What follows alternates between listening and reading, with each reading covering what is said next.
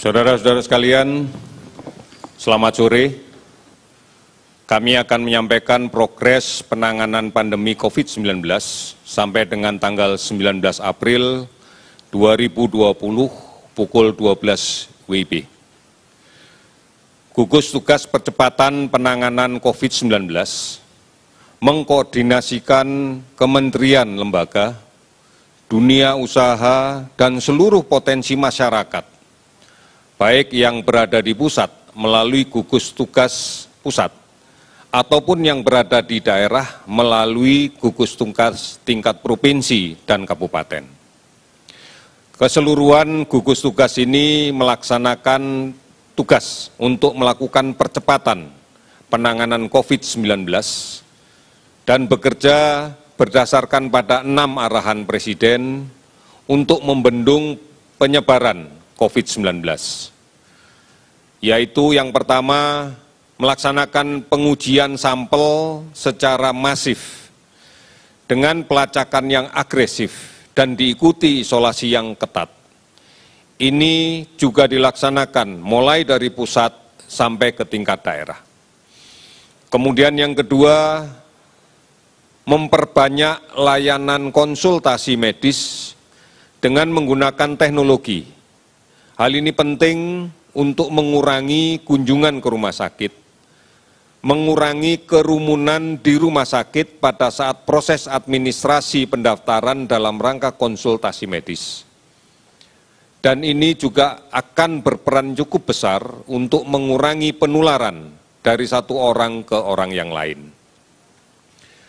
Cukup banyak layanan-layanan telemedicine yang bisa diakses oleh seluruh masyarakat dalam rangka menjalankan layanan konsultasi medis ini.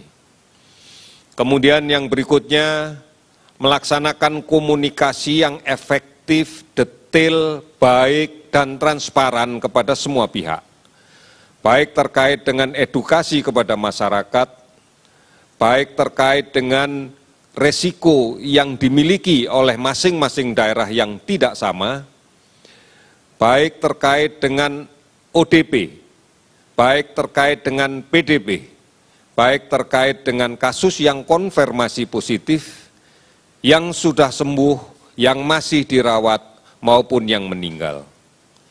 Yang berikutnya adalah kita harus disiplin, menerapkan semua aturan, baik yang dibuat oleh pemerintah daerah maupun oleh pusat, terkait dengan upaya-upaya untuk membendung penularan ini, melalui mekanisme PSBB, melalui kebijakan tetap tinggal di rumah, melalui kebijakan harus menggunakan masker pada saat keluar rumah, melalui mekanisme menjaga jarak fisik pada saat melaksanakan kontak sosial dengan siapapun, termasuk dalam rangka melaksanakan isolasi mandiri ataupun isolasi kelompok secara mandiri yang dilaksanakan oleh masyarakat.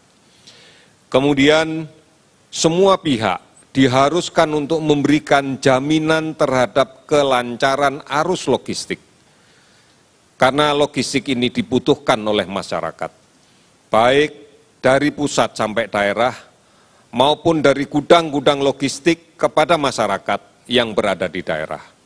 Pastikan bahwa ini lancar dan bisa memenuhi kebutuhan masyarakat yang sedang melaksanakan tetap tinggal di rumah. Kemudian berbagai kebijakan stimulus ekonomi harus betul-betul tepat sasaran dan ditujukan semata-mata untuk fokus pada pemutusan rantai penularan COVID-19.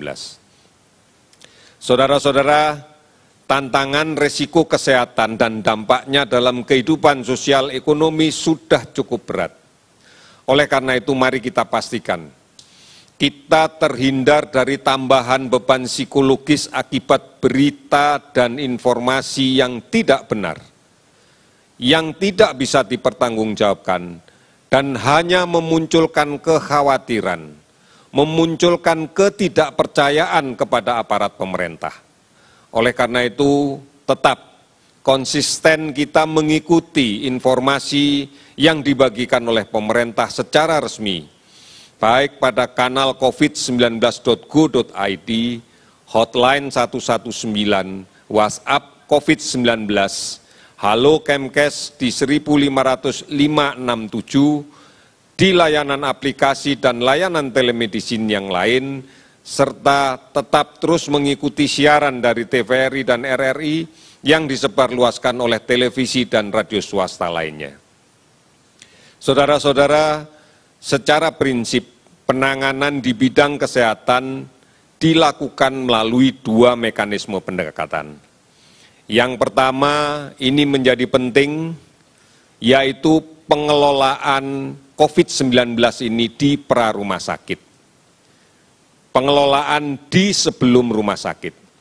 Dengan melalui pemutusan penularan, dengan mengedukasi masyarakat, menjaga jarak fisik saat berkomunikasi, tetap tinggal di rumah, memakai masker, sampai dengan melaksanakan isolasi mandiri, baik perorangan sampai dengan kelompok, dan menerapkan PSBB.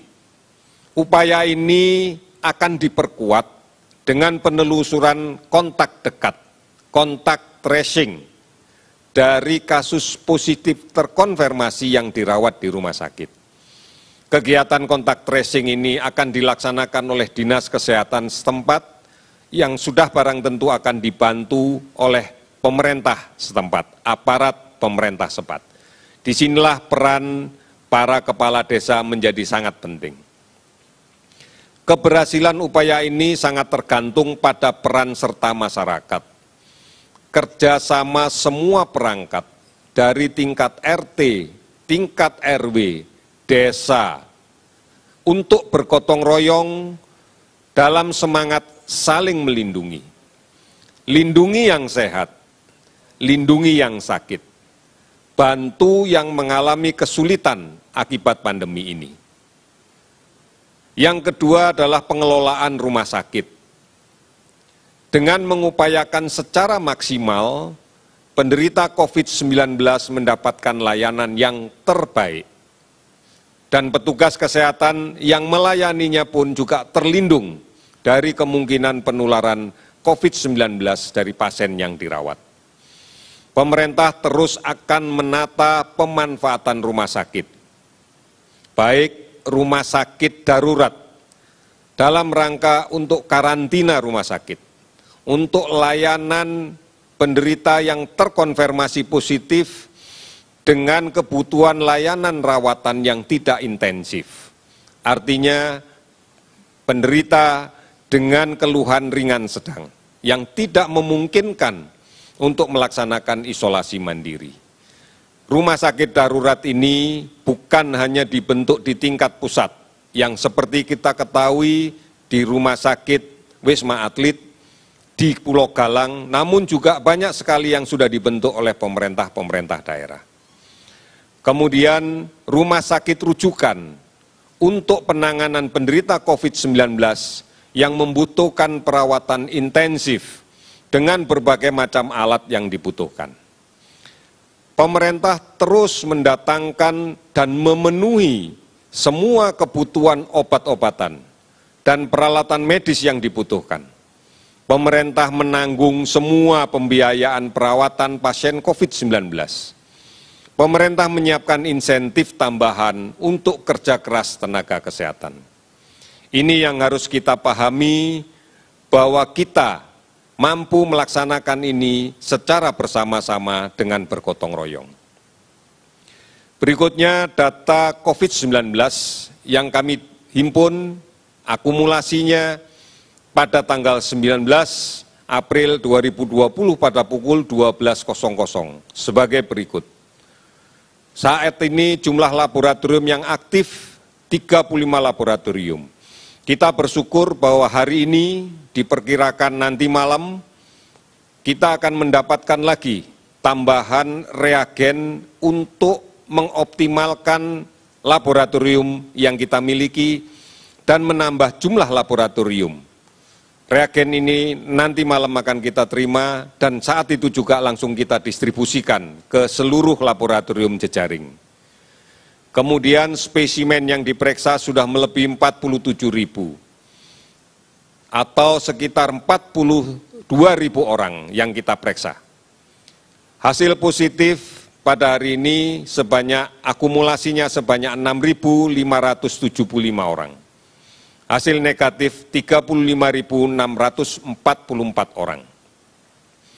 Akumulasi laporan dari para kepala dinas kesehatan di provinsi yang menghimpun data dari kabupaten kota, saat ini orang dalam pemantauan berjumlah lebih dari 178.000 orang. Kemudian pasien dalam pengawasan sejumlah 15.646 orang. Jumlah PDB ini adalah jumlah yang sedang kita siapkan untuk kita konfirmasi laboratoriumnya dengan melakukan pemeriksaan real-time PCR. Sudah barang tentu hasil ini bisa positif dan itu akan kita masukkan sebagai konfirmasi kasus positif COVID-19. Namun yang negatif sudah barang tentu akan kita keluarkan dari daftar PDB karena kita yakini bahwa pasien ini bukan dalam pengawasan COVID-19. Tentunya dengan pengawasan yang terus dilaksanakan oleh rumah sakit. Konfirmasi COVID-19 adalah 6.575 orang. Dari kasus konfirmasi yang positif kita dapatkan, sembuh 686 orang. Dan yang meninggal adalah 582 orang. 582 ini adalah kasus yang meninggal konfirmasi positif COVID-19. Tentunya kami tidak memasukkan di dalam angka 686 ini pasien yang meninggal dalam status belum terkonfirmasi. Bisa saja bahwa ternyata pasien tersebut memang bukan COVID-19. Namun apabila sempat dilakukan pemeriksaan swab sebelum meninggal dan kita periksa ternyata positif, maka kita akan masukkan di dalam konfirmasi COVID-19. Jadi tidak seluruh pasien yang meninggal selalu kita nyatakan sama dengan konfirmasi COVID-19, sehingga kemudian dijumlahkan. Karena kita hanya akan melaporkan kasus meninggal konfirmasi positif. Provinsi terdampak seluruhnya sudah terdampak. Kabupaten kota terdampak ada 250 kabupaten kota. Kalau kita lihat sebaran dari pasien sembuh, kita bersyukur bahwa semakin bertambah.